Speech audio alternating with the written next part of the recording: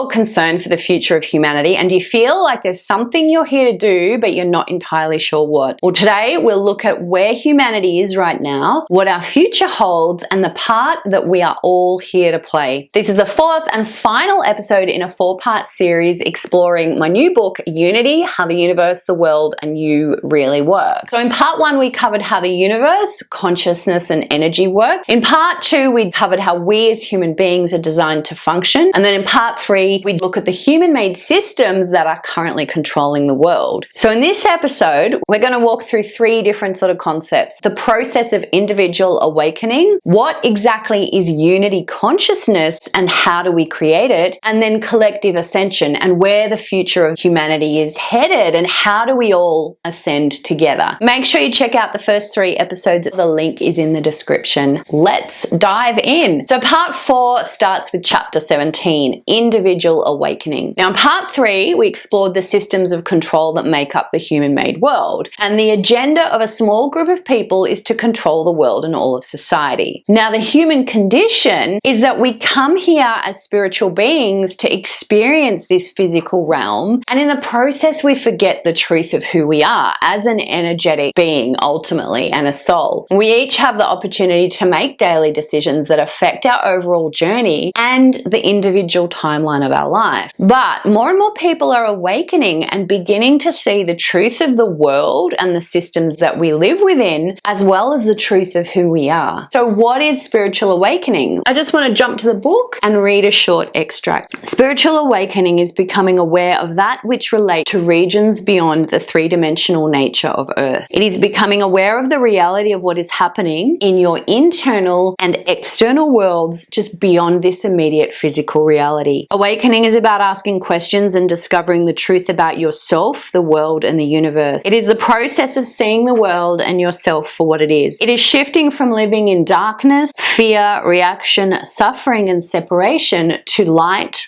love, response, trust, unity, and wholeness. Awakening is not about becoming something or someone different. It is the opposite. It is about stripping back the programming and the facade, being yourself, and seeing reality for what it is. Awakening takes as long as it takes and is different for everyone. Some people never start in this lifetime. Many never finish. The journey of spiritual awakening is challenging. It requires us to turn inwards and face all the different parts of ourselves that we do and do not want to see. And it requires us to look externally and do the same. It requires us to unlearn everything we think we know, to be open, ask questions, and face what we are confronted with. Every day, more people are beginning the journey of awakening and having the courage to face who they really are, the truth and the lies of what we've been told about our world. As more people awaken to the truth, more of the truth is revealed, and we each move individually towards a collective unity. So chapter 18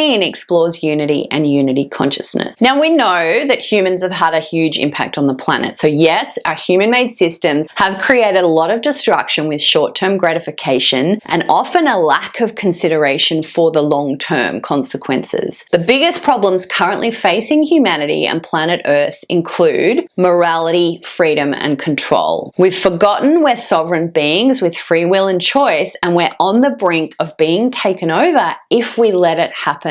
We're suffering from misinformation and spiritual crisis. Because we've forgotten who we are as an ethereal being, we're collectively in a spiritual crisis. We're so disconnected and we need to rediscover our souls and our connection to source in order to move forward. We're being exposed to nefarious technology and artificial intelligence and human redundancy. Technology is great, but it keeps us distracted and trapped. And as it starts to replace the jobs and the roles that humans do, it's making humans redundant in our own world. We have the potential for globalization and systemic collapse because in centralization, everything is controlled by one point. So if one thing fails, the whole thing fails. And if we do not begin to live aligned with our ecosystems, we'll tip the entire planet out of balance. Not the the environment, the ecosystems, and the impact that everything we do has on the rest of the whole. Now, these problems are merely symptoms, and the cause of these problems is ultimately unconsciousness, apathy, and laziness in human beings.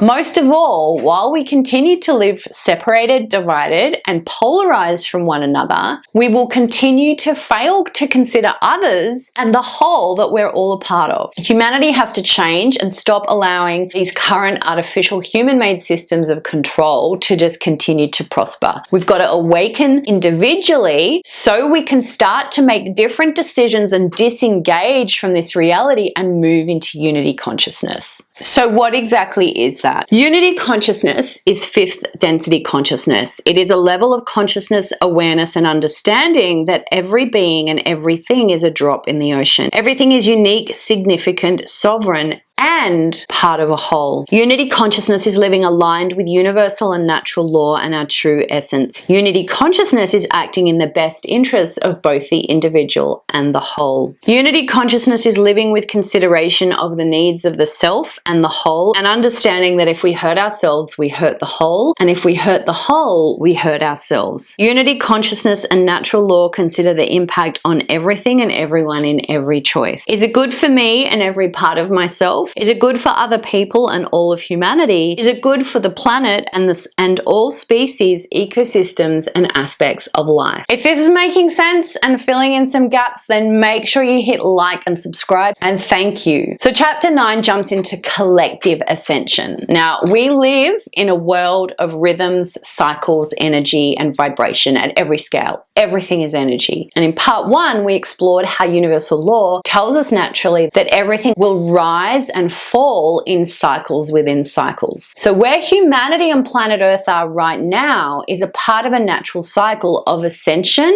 and polarity, and we're all playing a part. So we're in the process of moving from one polarity to another. The shadow and the darkness are being brought to the surface and then highlighted by the light. So people are awakening to the same extent the darkness is being exposed. The darkness causes awakening, and awakening shines a light on the darkness. So as part of the collective, your role is to awaken yourself and shine your light so humanity can together see the darkness, awaken, and ascend to higher levels of consciousness. So there's going to be a lot of turmoil and multiple stages of change. The first wave is well underway and includes those who've chosen for many years to do the internal work, clear their trauma, and raise their vibration individually to a point where collectively as a group, their light can expose the darkness of the world. And that's what we're starting to see now. So they're going to get angry, they're going to fight and take to the streets, which is going to bring up even more to the light until they realize fighting against the opposite isn't actually the answer. Third wave of change is therefore beginning. Humanity has to realize we can't change the systems by fighting them or asking them to change. Asking the people who oppress you to stop oppressing you isn't going to work unless they awaken to see the problem, which is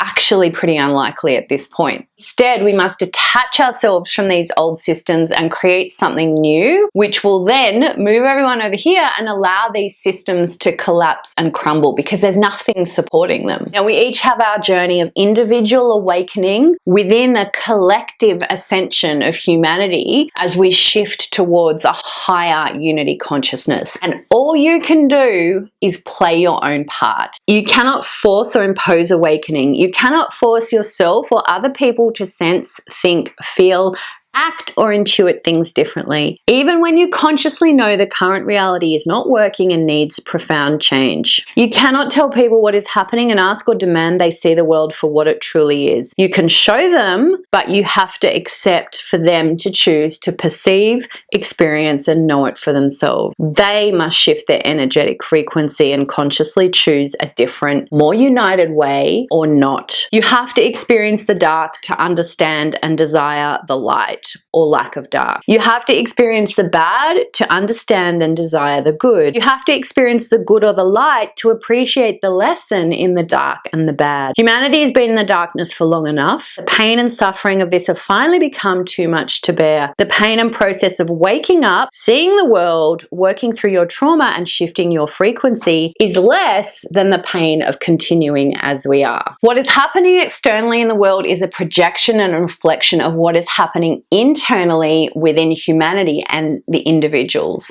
We're collectively in a state of unrest and a move away from separation, polarity, and third density consciousness, and we're moving towards higher vibration and awareness. The extent of the trauma of corruption, fear, and terror of the controllers exposes and projects itself into the world in new and unique ways as we move away from it, and we can't ignore it any longer. We're at a pivotal time in human history. You can either see it as frightening or really, really exciting. More and more people are seeing the truth of the world more than ever before. There are multiple possible timelines and paths opening up that we can individually and collectively choose to take. There's no longer just one path that we all have to walk along together. The question is, what path will you choose and how long is it going to take? So this opens up broad possibilities for humanity. What do you think our future is? Let me know in the comments. So hopefully this gives you a little bit of faith for the future. If you want to know the full story and understand why it's not all bad, go into these sorts of topics in more detail, head over to lizwatt.com/unity and get your copy of Unity. If you want to start with the first chapter, you can get a free copy